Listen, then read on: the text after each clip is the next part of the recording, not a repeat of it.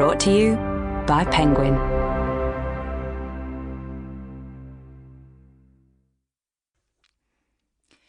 The Great Crashes: Lessons from Global Meltdowns and How to Prevent Them.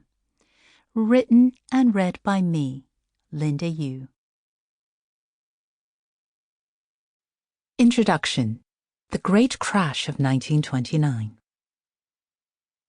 There can be few fields of human endeavor in which history counts for so little as in the world of finance. Past experience, to the extent that it is part of memory at all, is dismissed as the primitive refuge of those who do not have the insight to appreciate the incredible wonders of the present. Observe J.K. Galbraith, the eminent economist who advised U.S. presidents, including John F. Kennedy. The near century since the Great Crash of 1929 has proven to be as financially tumultuous as the centuries that came before. It has witnessed multiple financial crises striking nations, regions, and, in more recent years, the global economy. The Great Crashes tells the stories of 10 of these events. They serve as a series of cautionary tales, each with its own set of lessons.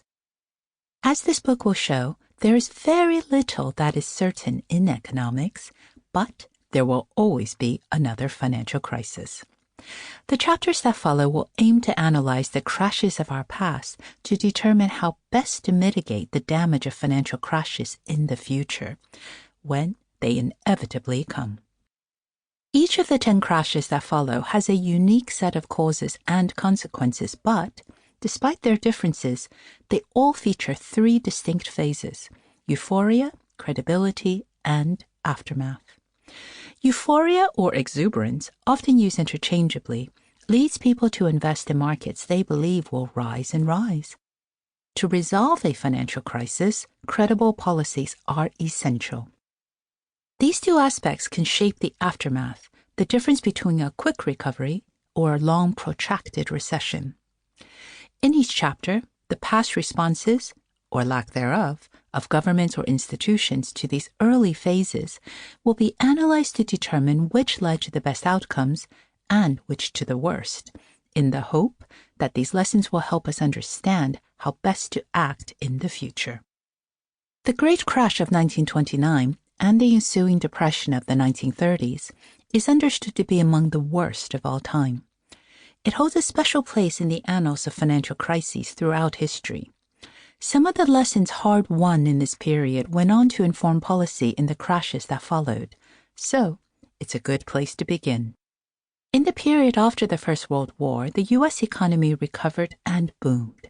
It was growth fueled by the belief of investors in the transformative impact of innovations, such as the expansion of the telephone and highways networks, the electrification of millions of homes, and the mass production of cars.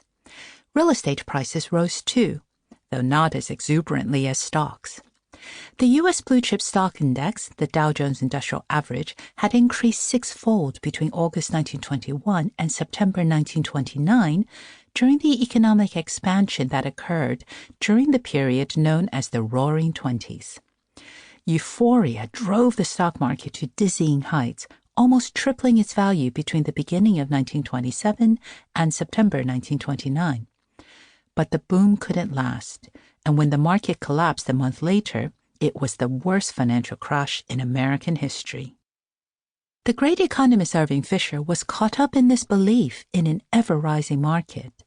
After the great crash, he insisted the ensuing rally will see the markets quickly return to previous highs. Unfortunately for him, it did not. He lost not only his $10 million fortune, about $170 million in today's money, but also his reputation. Like other investors who believed that prices would only go up, he borrowed from his sister-in-law to invest in shares, believing he could recoup his losses. He never did and ended up indebted to her until her death. The stock market was booming despite a mild recession in 1927, which led to a rise in unemployment and a drop in production, as well as falling prices known as deflation. The U.S. Central Bank, the Federal Reserve, became concerned about the booming market and raised interest rates. Sample complete. Ready to continue?